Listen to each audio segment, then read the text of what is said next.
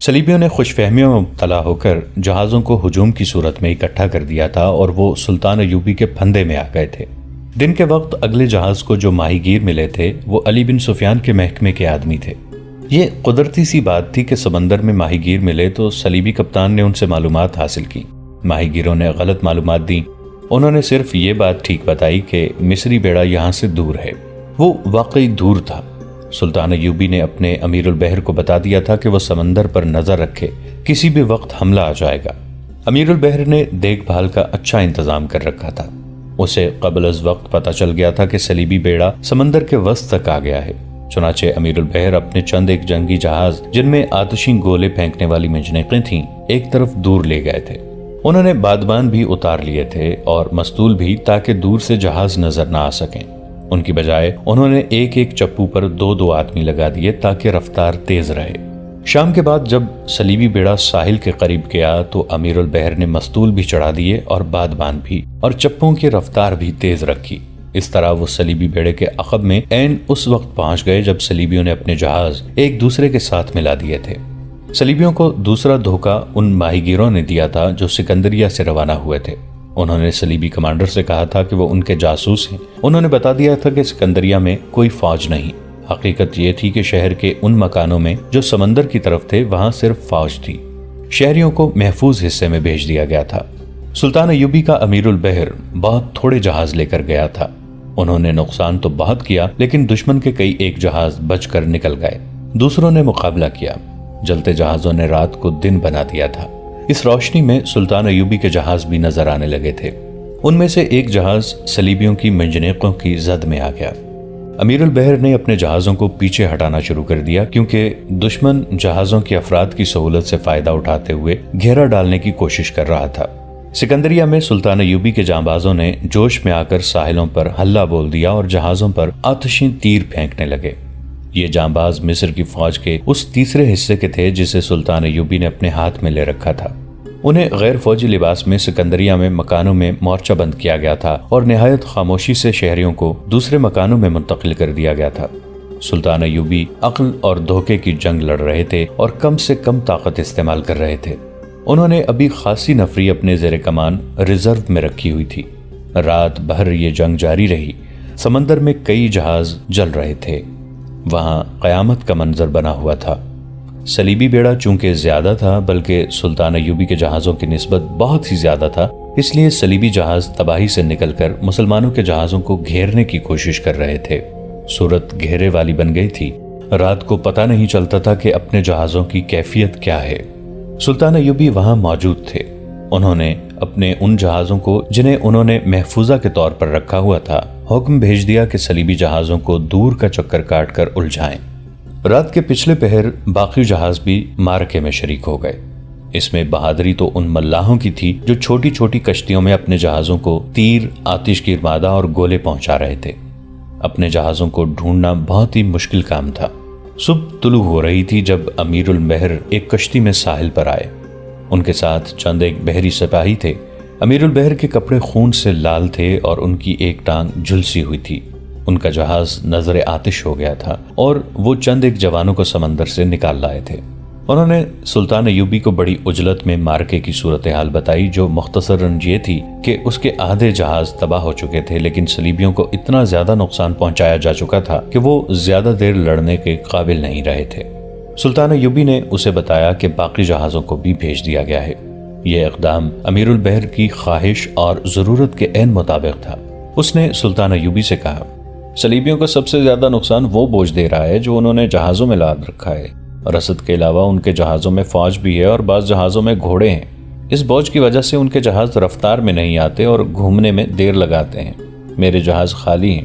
امیر البحر اتنا زیادہ زخمی تھا کہ اس کا سر ڈول رہا تھا۔ سلطان ایوبی نے اپنے طبیب اور جراح کو بلایا، مگر امیر البحر نے پرواہ نہ کی۔ سلطان ایوبی کا ہیڈ کوارٹر ساحل کے چٹانی علاقے میں تھا۔ وہ ایک اونچی چٹان پر کھڑے تھے۔ سورج کی پہلی کرنوں نے سمندر اور ساحل کا جو منظر دکھایا وہ ہیبت ناک تھا۔ جہاں تک نظر جاتی تھی سمندر میں جہاز مست سانڈوں کی طرح سمندر کو چیر رہے تھے۔ بہت سے جہاز جل رہے تھے۔ بعض مستول ٹوٹ جانے اور بادبان بیکار ہو جانے سے ایک ہی جگہ کھڑے ہچکولے کھا رہے تھے۔ سمندر میں بہت سے انسان تیرتے نظر آ رہے تھے اور موجیں لاشوں کو ساحل پر پٹخ رہی تھیں۔ اپنے جہازوں کا کچھ پتہ نہیں چلتا تھا۔ دور مغرب کی طرف سے سمندر سے مستولوں کے بالائی حصے ابھرے، پھر بادبان نظر آئے۔ جہاز ایک صف میں ایک دوسرے سے دور دور مارکے کی طرف بڑھتے آ رہے تھے۔ سلطان ایوبی نے کہا، تمہارے جہاز آ رہے ہیں۔ انہوں نے ادھر دیکھا، وہاں امیر البحر نہیں تھا۔ امیر البحر اپنے جہازوں کو آتا دیکھ کر سلطان کو بتائے بغیر چٹان سے اتر گیا تھا۔ سلطان ایوبی کو وہ اس وقت نظر آیا جب وہ ایک کشتی میں بیٹھ چکا تھا اور کشتی کا بادبان کھل چکا تھا۔ یہ 10 چپوؤں کی کشتی تھی۔ سلطان ایوبی نے چلا کر اسے پکارا، سعدی، تم واپس آ جاؤ، میں نے تمہاری جگہ ابو فرید کو بھیج دیا ہے۔ امیر البحر دور نکل گیا تھا۔ اس نے بلند آواز سے کہا، یہ میری جنگ ہے، خدا حافظ، اور اس کی کشتی دور ہی دور ہٹتی گئی، پھر نظروں سے اوجھل ہو گئی۔ قاصد نے سلطان ایوبی کو اطلاع دی کہ سکندریہ سے شمال مشرق کی طرف 3 میل دور صلیبیوں کی کچھ فوج اتر آئی ہے اور وہاں خونریز مارکا لڑا جا رہا ہے۔ سلطان ایوبی نے وہاں جانے کے بجائے کچھ احکام جاری کر دیے اور سمندری جنگ کو دیکھتے رہے۔ انہوں نے یہ منظر بھی دیکھا کہ صلیبیوں کا ایک جہاز ساحل کے ذرا قریب آ گیا تھا۔ سلطان ایوبی کے بیڑے کا ایک جہاز اس کے قریب آنے کی کوشش کر رہا تھا۔ صلیبیوں نے تیروں کی بوچھاڑیں کر دیں، لیکن مسلمان ملاحوں نے پرواہ نہ کی۔ وہ اپنے جہاز کو صلیبی جہاز کے اتنا قریب لے گئے کہ کود کر اس میں چلے گئے اور دست بدست لڑ کر جہاز پر قبضہ کر لیا۔ مگر یہ مارکا اتنا سہل نہ تھا جیسا بیان کیا گیا ہے۔ مسلمان بحریہ کے سرفراشوں نے خون اور جان کی بے درنگ قربانی دی۔ وہ 3-3، 4-4 جہازوں کے گھیرے میں لڑے، دشمن کے جہازوں میں کود کود کر لڑے، تیروں سے چھلنی ہوئے، مگر اس طرح مارکے میں سے نکلنے کی نہ سوچی جس طرح صلیبی اپنے جہاز سے نکلنے کی کوشش کر رہے تھے۔ صلیبیوں کی کمر رات کو ہی ٹوٹ گئی تھی۔ ان کے کمانڈر صلیب کا حلف پورا کر رہے تھے اور انہیں صبح تک یہ امید لڑاتی رہی کہ وہ سلطان ایوبی کی قلیل سی بحری قوت پر قابو پا لیں گے، لیکن اگلے دن کے پچھلے پہر تک ان کی کیفیت اتنی بگڑ چکی تھی کہ جہاز بکھر کر ادھر کو ہی جا رہے تھے جدھر سے آئے تھے۔ وہ اپنی زیادہ تر قوت مسلمانوں کے ہاتھوں تباہ کر گئے تھے، اور ان کی جو تھوڑی سی فوج ساحل پر اتری تھی وہ سکندریہ سے 3-4 میل دور شمال مشرق میں کچھ کٹ گئی تھی، باقی نے ہتھیار ڈال دیے تھے۔ سلطان ایوبی کے فوج کا دوسرا حصہ بھی جنگ میں شریک نہیں ہوا تھا۔ سلطان ایوبی کے پاس قاصد آ رہے تھے، جا رہے تھے، اور جب انہیں یقین ہو گیا کہ صلیبی ناکام ہو گئے ہیں تو انہوں نے فوج کے دوسرے حصے کو ایک اور محاذ دے دیا۔ عمران کی اطلاع کے مطابق بیت المقدس کی طرف سے بھی صلیبی فوج کو آنا تھا۔ اس کے لیے نور الدین زنگی گھات میں تھے، تاہم پیش بندی کے طور پر سلطان ایوبی نے دفاع مضبوط کر لیا۔ تیسرے حصے کو جو انہوں نے اپنی زیر کمان ریزرو میں رکھا ہوا تھا، ان صلیبیوں کو پکڑنے پر لگا دیا جو سمندر سے نکل رہے تھے۔ سورج کی آخری کرنوں نے سلطان ایوبی کو یہ منظر دکھایا کہ صلیبیوں کے وہی جہاز نظر آ رہے تھے جو جل چکے تھے اور ابھی ڈوبے نہیں تھے، یا وہ جنہیں پکڑ لیا گیا تھا، یا ان جہازوں کے بادبان نظر آ رہے تھے جو واپس جاتے ہوئے دور ہی دور ہٹتے چلے جا رہے تھے۔ ان کی اپنی بحریہ کے جہاز جو بچ گئے تھے ساحل کی طرف آ رہے تھے۔ دیکھنے والوں نے اندازہ لگایا کہ سلطان کی آدھی بحریہ مصر پر قربان ہو گئی تھی۔ کشتیاں ساحل پر آ رہی تھیں، ان میں اپنے بحری سپاہی آتے تھے جو زخمی تھے یا سمندر سے نکالے گئے تھے۔ ان کے جہاز تباہ ہو گئے تھے۔ ایک کشتی اس چٹان کے قریب آ کے ساحل سے لگی جس پر سلطان ایوبی کھڑے تھے۔ اس میں کسی کی لاش تھی۔ سلطان ایوبی نے بلند آواز سے پوچھا، یہ کس کی لاش ہے؟ امیر البحر سعدی بن سعد کی، ایک ملاح نے جواب دیا۔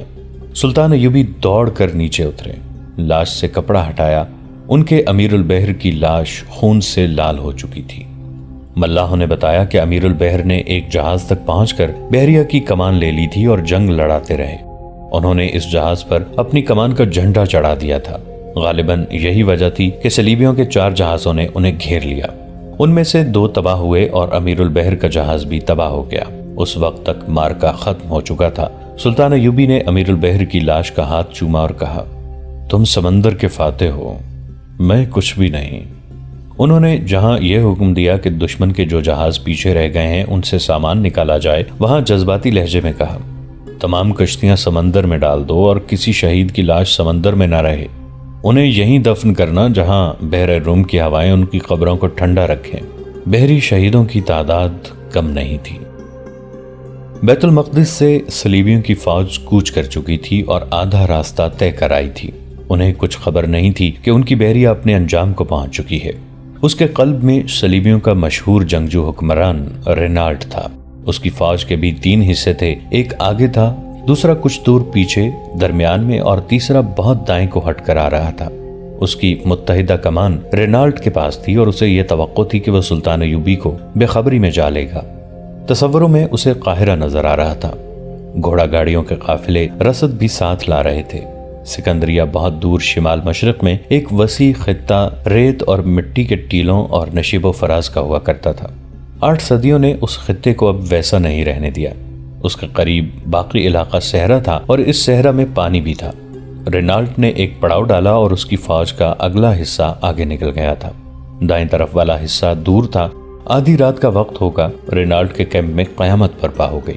اس کے کچھ بھی پلے نہ پڑا کہ قیامت آسمان سے ٹوٹی ہے یا اس کی اپنی فوج نے بغاوت کر دی ہے۔ اس کے وہم و گمان میں بھی نہ تھا کہ وہ نور الدین زنگی کی گھات میں آ گیا ہے۔ زنگی نے کئی دنوں سے اپنی فوج کو ٹیلوں اور نشیب و فراز کے اس علاقے میں لا کے بٹھا رکھا تھا۔ انہوں نے یہ سوچا تھا کہ یہاں پانی قریب ہے، اس لیے صلیبی یہاں پڑاؤ کریں گے۔ صلیبی فوج کا اگلا حصہ آگے نکل گیا تو زنگی کے کمانڈروں کو مایوسی ہوئی۔ انہیں یہ حکم دیا گیا تھا کہ رات کو پڑاؤ پر حملہ کرنا ہے۔ وہاں پڑاؤ نہ ہوا۔ بہت دیر بعد انہیں دور سے گرد کے بادل نظر آئے تو وہ سمجھے کہ آندھی آ رہی ہے۔ صحرائی آندھی بڑی خوفناک ہوا کرتی ہے، لیکن یہ آندھی نہیں، صلیبی فوج کا درمیانی حصہ تھا جو اسی جگہ آ کر رک گیا جہاں نور الدین زنگی رحمۃ اللہ علیہ کو توقع تھی۔ صلیبیوں نے خیمے نہ لگائے کیونکہ انہیں صبح کوچ کرنا تھا۔ جانوروں کو الگ باندھ دیا گیا اور پھر سورج ڈوب گیا۔ آدھی رات کو سلطان زنگی کے دستے جو گھات میں تھے باہر آئے۔ یہ سب سوار تھے۔ انہوں نے پہلے تو اندھیرے میں تیروں کا می برسایا اور جب سوئے ہوئے سپاہیوں میں بھگدڑ مچی تو سواروں نے گھوڑے سر پٹ دوڑا دیے۔ وہ اندھا دھند برچیاں اور تلواریں چلاتے گئے اور آگے نکل گئے۔ صلیبی سنبھلنے نہ پائے تھے کہ سواروں نے پھر ہلہ بول دیا۔ صلیبیوں کے بندھے ہوئے گھوڑوں کی رسیاں کھول دی گئیں۔ یہ سب بھاگ اٹھے۔ رینالٹ وہاں سے بھاگ گیا اور دائیں حصے والی فوج میں جا پہنچا۔ یہ حصہ کہیں دور پڑاؤ کیے ہوئے تھا۔ نور الدین زنگی اسی طرف تھے۔ اس ساری فوج کی رسد پیچھے آ رہی تھی۔ سلطان زنگی نے اس کے لیے الگ دستے مقرر کر رکھے تھے۔ انہوں نے صبح تک رسد پر قبضہ کر لیا۔ دائیں والا حصہ رات کو ہوشیار ہو گیا تھا۔ رینالٹ اسے اپنے حصے کی طرف لانے لگا کیونکہ وہ اس جگہ کو میدان جنگ سمجھتا تھا۔ صبح کے دھندلکے میں یہ فوج چل پڑی۔ نور الدین زنگی نے عقب سے اس کے پہلو پر حملہ کر دیا۔ اس کے بعد اس فوج کو معلوم ہی نہ ہو سکا کہ اس پر کس طرف سے حملے ہو رہے ہیں۔ سلطان ایوبی کی طرح زنگی بھی جم کر نہیں لڑتے تھے۔ چھوٹے چھوٹے دستوں سے حملے کرا کر صلیبیوں کو بکھیرتے جا رہے تھے۔ انہوں نے رات کو سلطان ایوبی کی طرف قاصد بھیج دیا تھا۔ ان دونوں نے اسکیم پہلے بنا رکھی تھی۔ زنگی کا ہر عمل اور اقدام اور دشمن کا رد عمل ان کی اسکیم کے عین مطابق تھا۔ رینالٹ نے اپنی فوج کے اگلے حصے کو پیچھے آنے کا پیغام بھیجا۔ 4 روز رینالٹ اور زنگی میں لامحدود وسعت میں مارکے ہوتے رہے۔ زنگی نے صلیبیوں کو بکھیر لیا تھا اور ضرب لگاؤ اور بھاگو کے اصول پر لڑ رہے تھے۔ صلیبیوں کے فوج کا اگلا والا حصہ واپس ہوا تو رات کو اس کے عقب پر حملہ ہوا۔ یہ سلطان ایوبی کے چھاپہ مار تھے۔ انہوں نے 2-3 شب خون مارے اور غائب ہو گئے۔ پھر یہ سلسلہ چلتا رہا۔ صلیبی آمنے سامنے کی جنگ لڑنے کی کوشش کر رہے تھے لیکن سلطان ایوبی انہیں کامیاب نہیں ہونے دے رہے تھے۔ یہ طریقہ آسان نہیں تھا۔ چھاپہ مار اگر 100 کی تعداد میں جاتے تھے تو بمشکل 60 واپس آتے تھے۔ اس کے لیے خصوصی مہارت، دلیری اور تیزی کی ضرورت تھی جو سلطان ایوبی نے اپنے چھاپہ مار دستوں میں پیدا کر رکھی تھی۔ جنگ بہت دور دور تک پھیل گئی۔ صلیبی فوج میں نہ جمعیت رہی نہ مرکزیت۔ ان کی رسد زنگی کے قبضے میں آ گئی تھی۔ میدان جنگ میں نہ کوئی سامنا نہ عقب۔ صلیبی اس جنگ کی سوجھ بوجھ نہیں رکھتے تھے جو مسلمان لڑ رہے تھے۔ پھر کیفیت یہ ہو گئی کہ جو صلیبی سپاہی بھاگ سکے بھاگ گئے اور جن میں تاب نہ رہی وہ ہتھیار ڈالنے لگے۔ رینالٹ ہار مارنے کو تیار نہیں تھا۔ اس نے کسی اور جگہ فوج اکٹھی کر لی اور اسے یہ بھی پتا چل گیا کہ زنگی کہاں ہیں۔ اس نے نہایت اچھی اسکیم سے وہاں حملہ کرا دیا۔ یہ ایک بڑا ہی سخت معرکہ تھا۔ صلیبی زندگی اور موت کی جنگ لڑ رہے تھے۔ رینالٹ کی چالیں اور اپنی فوج پر کنٹرول بہت اچھا تھا، مگر چوتھی پانچویں رات سلطان زنگی کے شب خون مارنے والے ایک دستے کے چند ایک جانبازوں نے جان کی بازی لگا دی اور رینالٹ کی ذاتی خیمہ گاہ پر جا کر شب خون مارا۔ یہ سلطان زنگی کی اسکیم کے تحت اقدام کیا گیا تھا۔ سلطان زنگی نے چھاپہ ماروں کی للکار پر حملہ کر دیا۔ اس دور میں رات کے وقت لڑائی نہیں لڑی جاتی تھی۔ یہ طرح مسلمانوں نے ڈالی تھی کہ رات کو بھی حملے جاری رکھتے تھے۔ صبح طلوع ہوئی تو صلیبیوں کا سپریم کمانڈر رینالڈ قیدی کی حیثیت سے نورالدین زنگی کے سامنے کھڑا تھا اور زنگی رحمۃ اللہ علیہ اسے اپنی شرائط بتا رہے تھے۔ یہ صلیبی کمانڈر ہر شرط ماننے پر آمادہ تھا، لیکن جب بات بیت المقدس پر آئی تو رینالڈ نے انکار کر دیا۔ سلطان زنگی نے اسے کہا تھا کہ بیت المقدس ہمارے حوالے کر دو اور آزاد ہو جاؤ۔ شام تک سلطان ایوبی بھی آ گئے۔ رینالڈ کو پورے احترام کے ساتھ رکھا گیا تھا۔ سلطان ایوبی اس سے بغل گیر ہو کے ملے۔ آپ عظیم سپاہی ہیں، رینالڈ نے سلطان ایوبی سے کہا۔ یوں کہو کہ اسلام عظیم مذہب ہے، سلطان صلاح الدین ایوبی نے کہا۔ سپاہی وہی عظیم ہوتے ہیں جن کا مذہب عظیم ہوتا ہے۔ محترم رینالڈ نے مجھ سے پوچھا تھا کہ ان کا بحری بیڑا نہیں آیا تھا۔ نورالدین زنگی نے سلطان ایوبی سے کہا۔ انہیں صحیح جواب تم ہی دے سکتے ہو، میں تو یہاں تھا۔ آپ کا بحری بیڑا پورے تمطراق سے آیا تھا، سلطان ایوبی نے کہا، اور واپس بھی چلا گیا ہے۔ آپ کے بہت سے جہاز سمندر کی تہہ میں ہوں گے اور جو ڈوبے نہیں ان کے جلے ہوئے ڈھانچے سمندر پر تیر رہے ہیں۔ جب فوج جہازوں سے اتر آئی تھی وہ واپس نہیں جا سکی۔ ہم نے آپ کی تمام لاشیں پورے احترام سے دفن کر دی ہیں۔ سلطان ایوبی اسے جنگ کی صورتحال سنا رہے تھے اور رینالڈ کی آنکھیں اور منہ کھلتا جا رہا تھا۔ اسے یقین بھی نہیں آ رہا تھا کہ یہ رویداد سچی ہے۔ اگر یہ سچ ہے تو کیا آپ مجھے بتا سکتے ہیں کہ یہ کیوں کر ممکن ہوا؟ رینالڈ نے پوچھا۔ یہ راز اس روز آپ پر فاش کروں گا جس روز فلسطین سے صلیب کا آخری سپاہی بھی نکل جائے گا، نورالدین زنگی نے کہا۔ آپ کی یہ شکست آخری نہیں، کیونکہ آپ اس سرزمین سے نکلنے پر آمادہ نظر نہیں آتے۔ میں آپ کو اپنے علاقے دے دوں گا، رینالڈ نے کہا۔ مجھے رہا کر دیں، جنگ نہ کرنے کا معاہدہ بھی کروں گا۔ آپ کی سلطنت بہت وسیع ہو جائے گی۔ ہمیں اپنی سلطنت کی ضرورت نہیں، سلطان ایوبی نے کہا۔ ہمیں خدا کی سلطنت قائم کرنی ہے، اسلام کی سلطنت جس کی وسعت کا آپ تصور بھی نہیں کر سکتے۔ آپ کا مقصود اسلام کی بے خونی ہے جو ممکن نہیں۔ آپ نے فوجیں استعمال کر دیکھی ہیں، بحری بیڑا بھی آزما لیا ہے، اپنی بیٹیوں کو بھی استعمال کر دیکھا ہے۔ آپ نے ہماری قوم میں غدار بھی پیدا کیے ہیں۔ گزشتہ 1 صدی میں آپ نے کتنی کامیابی حاصل کی ہے؟ کیا یہ میں آپ کو یاد دلاؤں کہ ہم نے اسلام کو کہاں کہاں سے نکالا ہے؟ رینالڈ نے کہا۔ اسلام تو بحر روم کے پار پہنچ گیا تھا۔ اسپین سے اسلام کی پسپائی کیوں ہوئی؟ روم آپ کے ہاتھوں سے کیوں نکلا؟ سوڈان آپ کا کیوں دشمن ہوا؟ صرف اس لیے کہ ہم نے تمہارے اسلام کے محافظوں کو خرید لیا تھا۔ آج بھی تمہارے حکمران بھائی ہمارے زر خرید غلام ہیں، ان کی ریاستوں میں مسلمان رہ گئے ہیں، اسلام ختم ہو گیا ہے۔ ہم وہاں اسلام کو زندہ کریں گے دوست، سلطان ایوبی نے کہا۔ آپ خواب دیکھ رہے ہیں سلطان ایوبی، رینالڈ نے کہا۔ آپ دونوں کب تک زندہ رہیں گے؟ کب تک لڑنے کے قابل رہیں گے؟ اسلام کی پاسبانی کب تک کرو گے؟ آپ دونوں کو خراج تحسین پیش کرتا ہوں کہ آپ سچے دل سے اپنے مذہب کے پاسبان اور بئی خواہ ہیں، لیکن آپ کی قوم میں مذہب کو نیلام کرنے والے تعداد میں زیادہ ہیں اور ہم خریدار ہیں۔ اگر آپ ہمارے ساتھ جنگ و جدل کی بجائے اپنی قوم کو زر پرستی، لذت پرستی اور تعیش پرستی سے بچانے کی مہم چلائیں تو ہم یہاں ایک دن ٹھہر نہ سکیں گے۔ مگر میرے دوستو، آپ اس مہم میں کامیاب نہیں ہوں گے، جس کی وجہ یہ ہے کہ عیاشی آپ کی قوم میں نہیں آئی بلکہ قوم کے سربراہ اور حکمران عیاش ہو گئے ہیں۔ اس حقیقت سے آپ چشم پوشی نہ کریں کہ جو برائی حکمرانوں کی طرف سے شروع ہوتی ہے وہ قوم میں مزاج کی صورت اختیار کر جاتی ہے۔ اسی لیے ہم نے آپ کے حکمرانوں کو اپنے جال میں پھانسنا ہے، اور میں آپ کو یہ بھی بتا دوں کہ مجھے قتل کر دیں، مجھ جیسے چند اور صلیبی حاکموں کو قتل کر دیں، اسلام کو بہرحال ختم ہونا ہے۔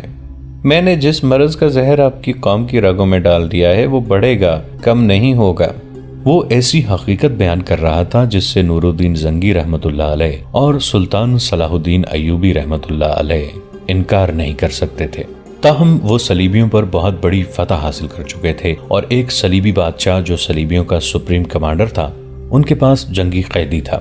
اس کے علاوہ اور بھی بہت سے قیدی ہاتھ آئے تھے۔ یہ صرف ایک جاسوس کا کارنامہ تھا جو اکرا سے اس حملے کی خبر بر وقت لایا تھا۔ دوستو، آج کے لیے اتنا ہی۔ اسی کہانی کی اگلی قسط کے ساتھ بہت جلد حاضر ہوں گے۔ نیچے کامنٹ سیکشن میں اپنی رائے کا اظہار ضرور کیجیے گا۔ ہمارے اس چینل کو سبسکرائب کر کے نیچے موجود بیل آئیکن کو بھی ضرور کلک کیجیے گا۔ اگلی ملاقات تک کے لیے ہمارا اور آپ کا اللہ نگہبان۔